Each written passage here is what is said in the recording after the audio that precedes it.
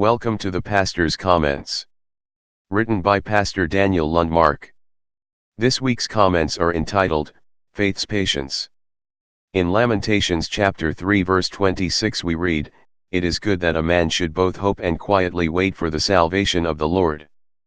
Patience is an element of faith in God, and throughout the Bible we see the importance of patience and faith. Here is the patience and the faith of the saints, Revelation chapter 13 verse 10. After proclaiming to the Jews God's prophecies of coming judgment for their sins, Jeremiah, author of Lamentations, suffered rejection and persecution. Through these trials he learned that patience is a necessary ingredient of an expectant hope in God. Patience is, in fact, evidence of a genuine faith in God. Prior to our text, Jeremiah tells of the ridicule and mistreatment he experienced and how discouraged he had been, even feeling that God wasn't hearing his prayers.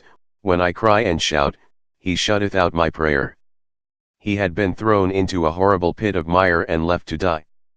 But then he says, "This I recall to my mind, therefore have I hope." There was no way for him to get out of that pit alive, yet God had made a way out. God caused Ebed-Melech, an Ethiopian eunuch in the king's house, to hear about it and gave him the burden to appeal to the king, who commanded him to take 30 men and get Jeremiah out of the pit. Jeremiah goes on to declare, "The Lord is good unto them that wait for him, to the soul that seeketh him." If you will seek God and patiently wait for him, you will find that the Lord is good. May we possess this faith's patience as exemplified by Jeremiah, Abraham, and others, and be followers of them who through faith and patience inherit the promises. Hebrews chapter 6 verse 12.